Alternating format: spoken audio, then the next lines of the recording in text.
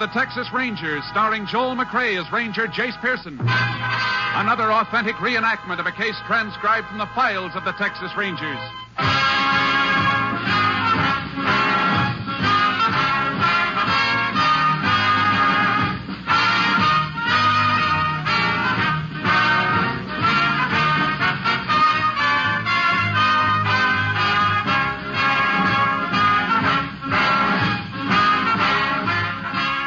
Names, dates, and places in the following story are fictitious for obvious reasons.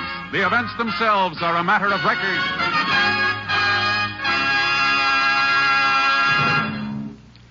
Friends, every day, Monday through Friday, there's top entertainment all day long when you set your radio dial to NBC.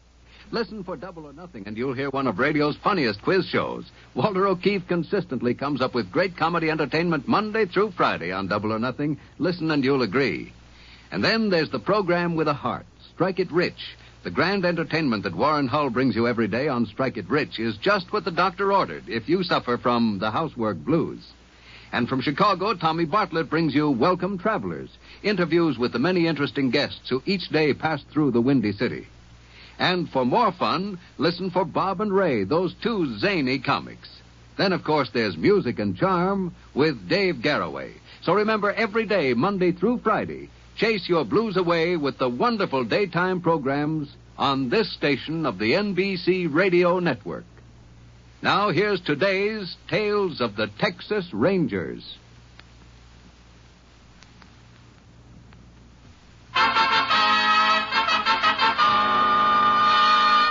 And now, from the files of the Texas Rangers, the case called Illegal Entry.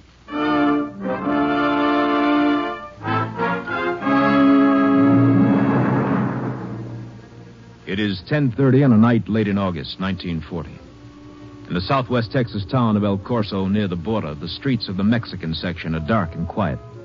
A man stands smoking a cigarette in a doorway on one of the darker streets. When he hears steps approaching, he throws his cigarette away. Hey, senor. Si? I want to ask you something. Si? What is it? You know some people named Gomez live on this street? Senor, on this street there are maybe 10 Gomez families. Which one you mean?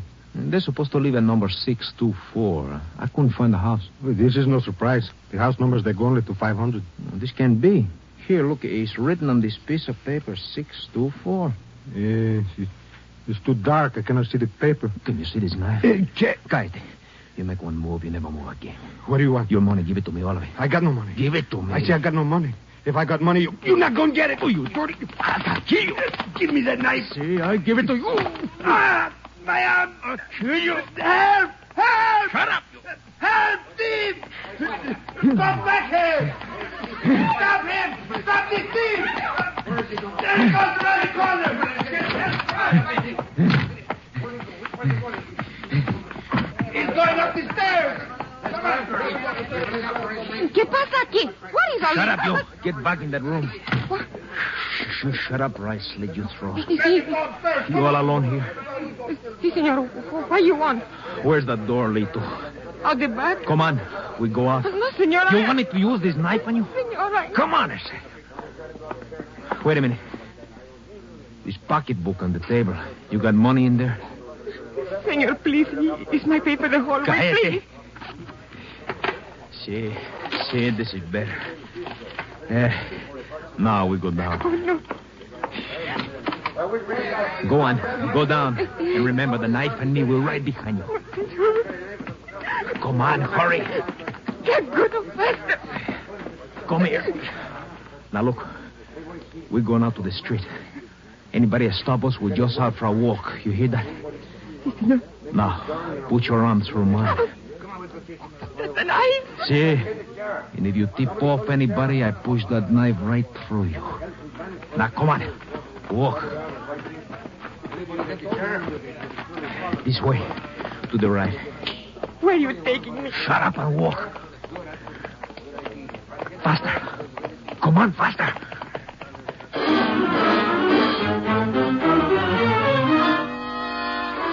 The people searching for the fugitive became suspicious when they saw a light on the Maria Santos front door and failed to receive an answer to their knocking. The sheriff was summoned. When he gained entrance to the room and saw the back door open, he phoned for assistance from the Texas Rangers. Rangers Jace Pearson and Clay Morgan were assigned. Ranger Morgan arrived first, and after a preliminary investigation, went out to his car to send a radio call. Can KDXA give lab crews approximate time of arrival? Lab crew will be at El Corso within 2 hours. 10-4, Unit 22 clear. KDXA, Austin. Over here, Jace. Been here long, Clay? Oh, maybe half an hour. Left the sheriff in charge upstairs. The report I got said a hold-up man stabbed somebody. Yeah, and then took off. Happened about 2 hours ago. Fellow hurt bad? Just his arm. He helped chase the thief. People around here think the man went into this building. What do you think? I know he's not here now. There's a room upstairs with a back door open. Man could have gotten in and taken the girl that lived there along with him for protection. Sure she wasn't in on the deal? Well, I thought of that, but the fellow who was stabbed said there was only one person. The stuff from the girl's purse is dumped all over the place. She could have been robbed, too. Anybody get a good look at the thief? The victim said the man was Mexican. Couldn't see his face, though, too dark. Any possibility of prints up in the girl's room? Well, I found a few on her purse, pretty blurred. They could be the girl's. I called the lab anyhow. Uh-huh. Well, looks like our best bet's to find that girl. You have a description of her? Better than that. Found a picture in her room. Yeah, one on the left is her. I'm going to take it over to the sheriff's office now and put it on the wire. Anybody doing a house-to-house? Yeah, the deputies are taking care of that. Well, I better get moving. You coming along? No, I reckon I'll get upstairs and have a quick look around. And I'll give those deputies a hand looking for the girl. Okay, Jay. See you as soon as I get... Clay? Oh, hello, Sheriff. Oh, howdy, Jace. You're just in time. All right, what's up? My deputy called. They've located Maria Santos. She all right? I don't know. My men found her in a boxcar down at the freight yards.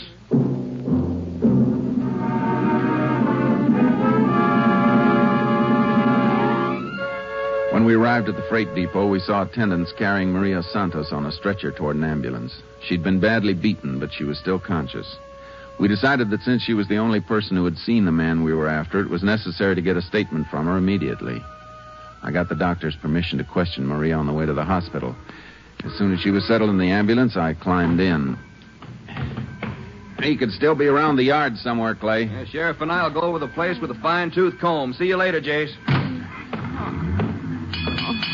I'm Ranger Pearson, Miss Santos. Oh, do you find him yet? No. That's why I'd like to ask you a few questions. Will it hurt you too much to talk? I can talk, senor. It's only that... Oh, my side. Did he stab you?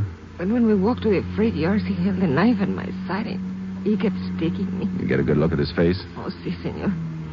The face I will never forget. Have you ever seen him before? No, senor. I don't think he's from El Corso. Maybe he's from Mexico. Can you give me an idea what he looked like? Something that'll help us identify him. Well, he had 2 scars. What kind of scars? One under his eye, a little one, and a bigger scar at the corner of his mouth. Make him look like he's always smiling. But this man, he's not the kind who smiles. Did he take you directly from your room to the freight yards? Si, senor. He made me walk through the streets with him. And sometimes we passed people. I wanted to yell, but he held the knife at my side. He kept sticking. What happened when you got to the freight yards? Well, we walked and we keep on walking. I was tired, but he wouldn't let me stop. Then I heard the sheep cry. The sheep? You see, on the freight train. The train began to move, and all of a sudden, this man, he get excited. He make me run over to a boxcar that stand by itself. Was that when he hit you? I think so. It's hard to remember now. Did you see where he ran after he hit you? No, senor. The last thing I remember, I see his face. His mouth that looked like he was smiling. And you don't have any idea if he ran toward that moving train? No. Senor, this money, you think maybe he get away on the train? That's hard to say, Miss Santos. We're going to do our best to find out.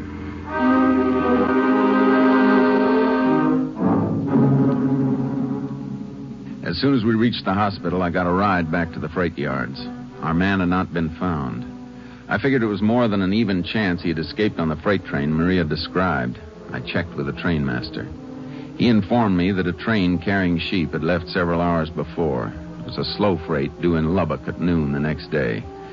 I picked up Clay and we headed north on the highway, which paralleled the railroad tracks. Ought to be catching up with the train pretty soon, Jace. Uh-huh. What do you figure on doing when we come alongside? Not much we can do till it's light. I was thinking about that. If we try to stop the train now, he might get away in the dark, but it won't be light for over an hour. Yeah, no. Hey, bet that's it up ahead. Aren't those caboose lights? Looks like him. She's not moving very fast. Gives you a funny feeling knowing our man might be riding that baby. Wish we could be sure, though. I got a hunch he had a train getaway in mind when he took the girl down to the freight yards in El Corso. What are we going to do, drive alongside the train till daylight? That's too risky. If he is aboard and happens to spot us, he'll get suspicious and skip. Be better if we stop someplace up ahead and wait for him. Got any ideas? Not yet. Get the map out of the glove compartment, will you, Clay? Yeah. What do you want to know? See if you can locate the next station the train's due to pass through. Let's see. Yeah, nearest town from here would be Hamlet, about 12 miles up ahead. 12 miles. That won't give us too much time. Anything north of that? Not for 40 miles. Well, then it'll have to be Hamlet. What do you have in mind? We'll need some advice about the best place to have the train stopped. We've got to get word to the engineer and warn him what's going to happen. Unit 10 to KTXA. KTXA to Unit 10. Go ahead, Unit 10. This unit now alongside northbound freight train number 24, position 12 miles south of Hamlet. Believe man who committed El Corso holdup aboard train. Can KTXA relay message immediately to Railroad Operations Chief? Can do. What is the message, Unit 10? In order to make search of train as early as possible after daylight, this unit requests that engineers stop train at some suitable point north of Hamlet, Texas. Suggest unpopulated open area to be selected to reduce chance of fugitives' escape. 10-4. This unit will check with Hamlet station master to learn if message was received in time for him to deliver it to train. 10-4. Unit 10, clear. KTXA, Austin. Now, there's the engine, Jace. Sure is a straining up that hill. Yeah, let's hope it keeps on moving slow. A lot of things have to happen before that train passes through Hamlet.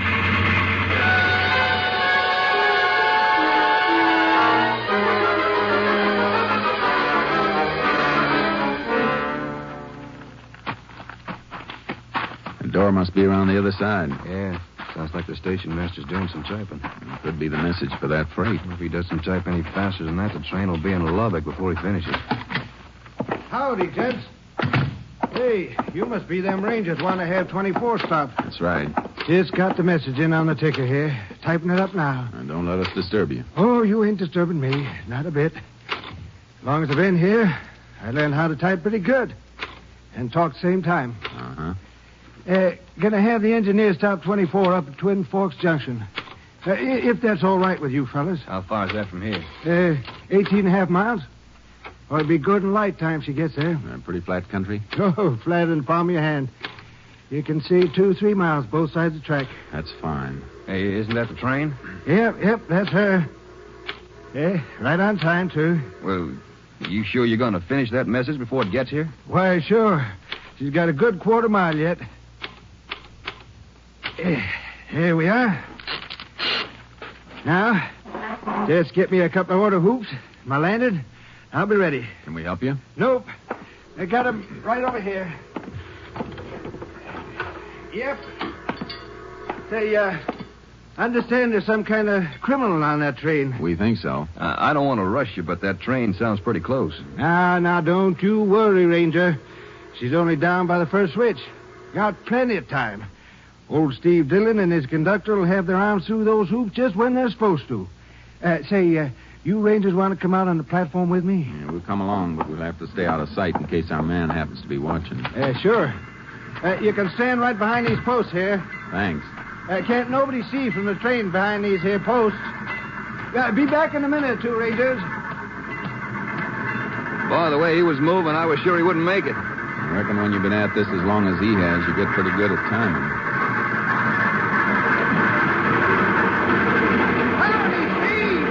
Engineer got the one hoop. Yeah, keep your eyes open, Clay.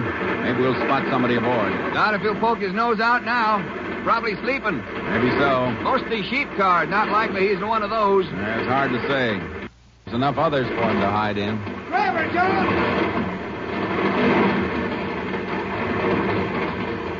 Well, they got the message, Rangers. Reckon the rest is up to you. Thanks. Come on, Clay. Let's go meet a train.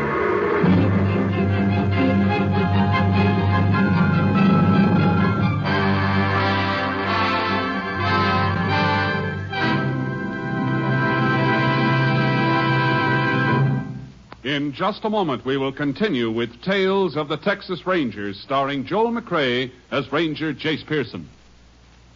Have you ever seen lightning strike? Then you know how cerebral palsy strikes, swiftly, crazily, without warning. And it could happen to you or to your child. If you should be stricken as a result of an accident or shock or illness, you'd need costly and highly specialized care. But would that care be available? It's shocking but true that right now 92 out of every 100 who suffer from cerebral palsy must go without that necessary care because there just aren't enough facilities. Think of it, hundreds of thousands of people suffering needlessly when they could be helped. But in spite of this tragedy, there's still hope, real hope that stems from present-day research and treatments. You can help the more than 550,000 sufferers of cerebral palsy get these vitally needed benefits and become self-sufficient citizens. Send your contributions to United Cerebral Palsy, care of your local postmaster. Forget them not.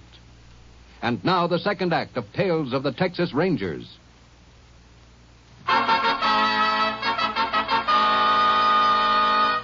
We continue now with Tales of the Texas Rangers and our authentic story, Illegal Entry.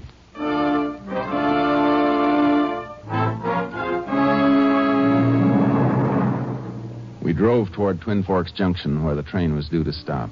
On the way, we radioed headquarters and asked for some officers from the nearest town to assist us. 4 of them were waiting when we arrived just past daybreak at the junction. As I gave the men last-minute instructions, the train was visible in the distance. We don't have much time, men, so we better get moving. Constable, you take a man and head down the track. Work from the caboose forward as soon as the train stops. Right, Jay. You other 2 men cross the track. When the train stops, split up and work from the middle toward both ends. Okay. If you spot him, sing out. Yeah.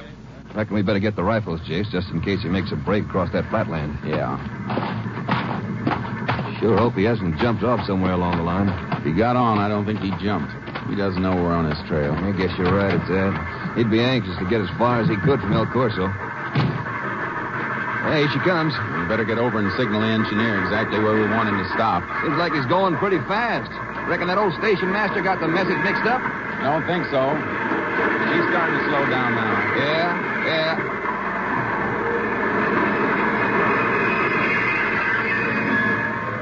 Let's go. Want to try this boxcar first? Uh-huh. Not in here.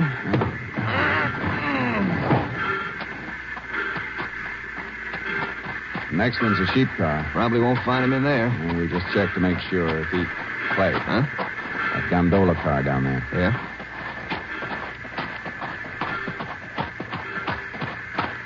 See? Somebody poked his head over the side just for a second. Come on, we know you're in there. Come on out. Sure you saw him? Hold this rifle. I'm going up and get him. Right.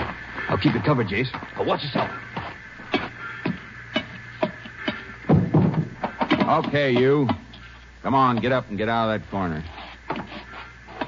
I said come on. I get drop that knife.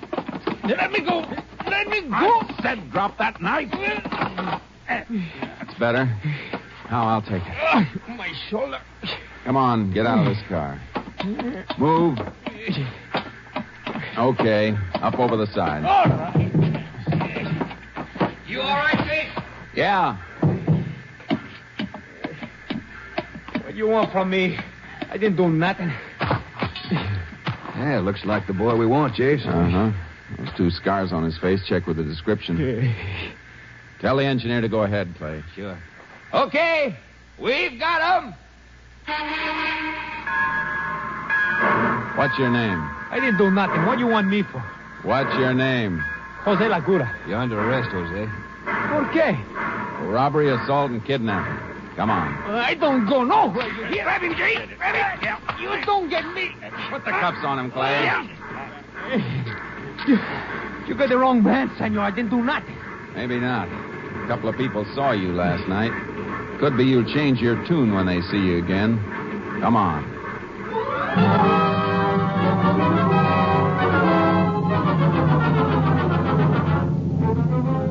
We took our prisoner back to El Corso and delivered him to the sheriff. For 2 hours, Jose denied all charges against him. At noon, the sheriff had him taken back to his cell. We phoned the hospital and learned that Maria Santos and Felipe Rivera, the man who had been stabbed, were both well enough to come down and make an identification. I picked up the two witnesses, and at 1 o'clock, we walked along the courthouse corridor. Senor, you're sure when I see this man, he will not hurt me? There's not much chance of that, miss. He scares me. Just to remember him is enough to make my backbone cold. I'd like to have him alone for 5 minutes. Only 5 minutes. He is a bad one, this man. Yeah? Just go right in. Mm-hmm. Gracias, senor. Well, that's what we wanted to know. You have a record of the girl's name? Yeah, I'll hold on. Getting some interesting dope on our board, Jace. Good. You remember Miss Santos and Mr. Rivera? Sure. Both of you feeling better today? Oh, si, senor. Much better. Si, senor. The sheriff in the next room? Uh-huh, doing some paperwork. You folks make yourselves comfortable. I'll be right back. I got the witnesses outside, Sheriff. Yeah, fine, Chase. I'll phone upstairs and have my deputy bring Jose down. I'll be in there as soon as I finish this report. Okay, Take your time. So long. Come here a second, Jace. Uh-huh. Seems Jose is quite a record, here and in Mexico. What's he been up for here?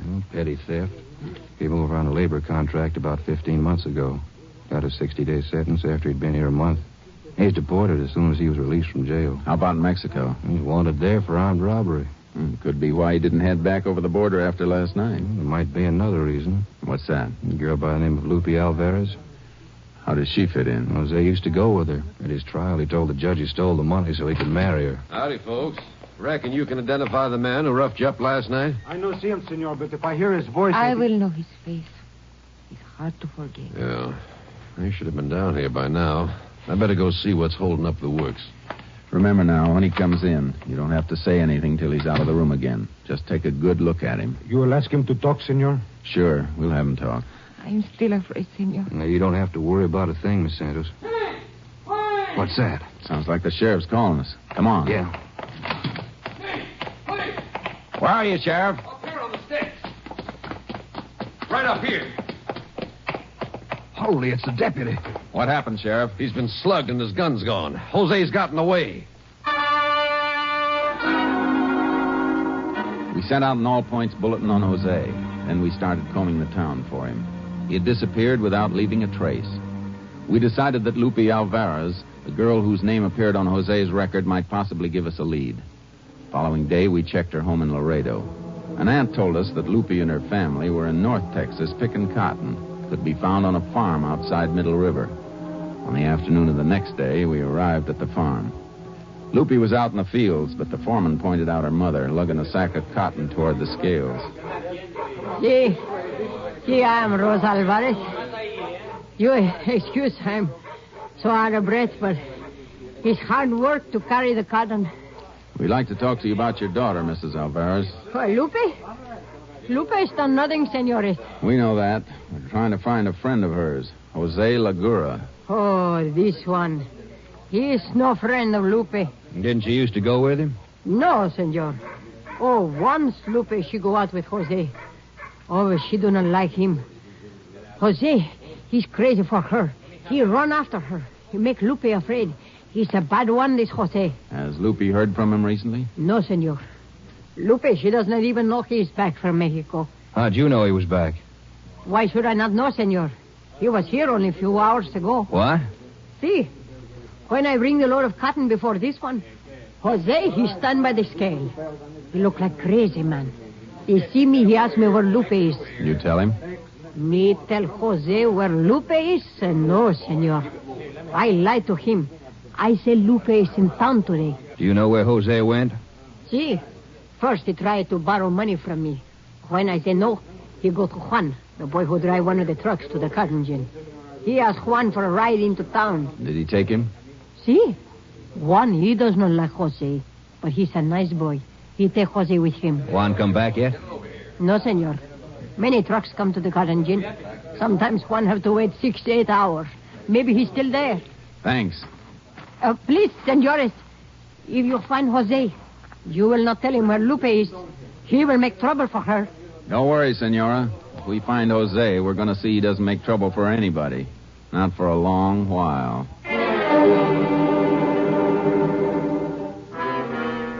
We went to the cotton gin and found Juan, the boy who had driven Jose into town. His truck was in the middle of a line of trucks which moved slowly toward the gin. Juan told us Jose had borrowed $3 from him and gone on into town to get something to eat. He'd asked Juan to wait at the gin, saying he wanted to ride with him back to the farm. We decided our best chance for picking up Jose was to watch Juan's truck. We stood behind an empty wagon near the gin and waited. I don't know, Jace. It's been over an hour. Maybe we'd have done better to cover the town instead of waiting for him here. Maybe, but I think he'll head back here. He wanted to get out to the farm, make another try to see Lupe. He could have walked. Not likely he did. 6 miles out there. He knows he's got a sure ride here with Juan. All the same, I'd feel better if I knew exactly where he was. Don't forget he's got that deputy's gun and Clay. Huh? Walking toward the truck. Yeah. Look at the way he's staggering. Hey, Since he didn't use that $3 for food. Why you Let's sit go. up there like that, huh? Come on, you come have a drink with me, huh? Hey, Juan. You're no good. You work all the time. What's the matter? You work all the time, Juan, huh? Forget about Juan. You can talk to us now. What? No. Stand still, Jose. Get the gun, Clay. Yeah. I got it. How you find it? The dirty one, he tell you, huh? Come on, Jose. You're a popular boy back in El Corso. We want to get you there fast. No, I don't go. Let's get moving. No, I don't go to El Corso. It'll only be for a little while, Jose. And I think the state will give you a more permanent home.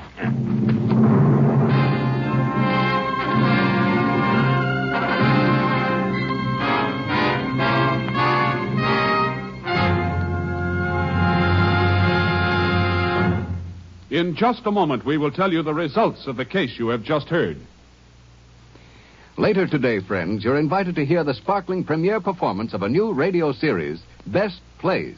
Best Plays will present a series of one-hour adaptations of many of the nation's great stage shows. Today you will hear Maxwell Anderson's Winter Set, co-starring Burgess Meredith and Maureen Stapleton. Then later be sure to hear Meredith Wilson's Music Room.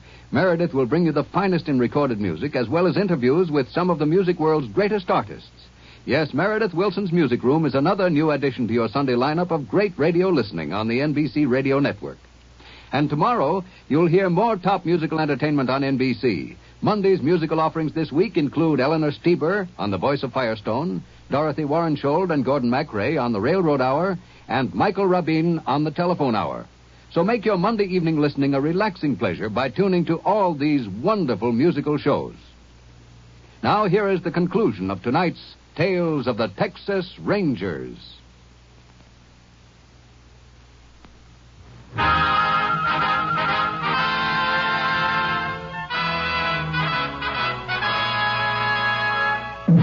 And now, here are the results of the case you have just heard.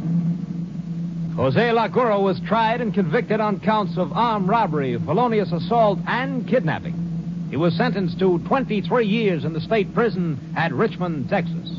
The Mexican government requested that upon his release, he be sent to Mexico to serve sentence for crimes committed in that country.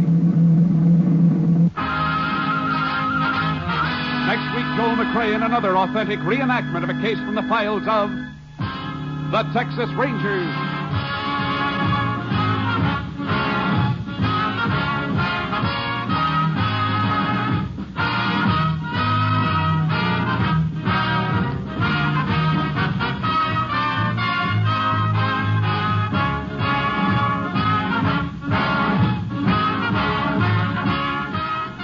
Joel McRae is currently seen starring in San Francisco Story, a Warner Brothers release.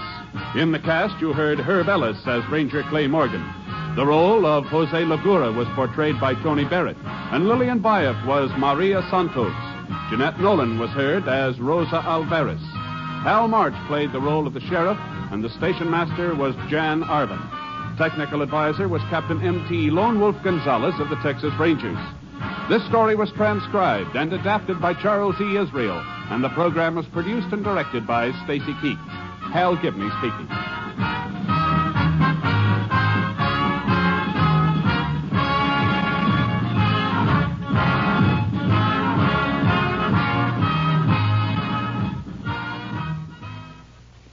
Tonight, The Chase brings you more adventure on NBC.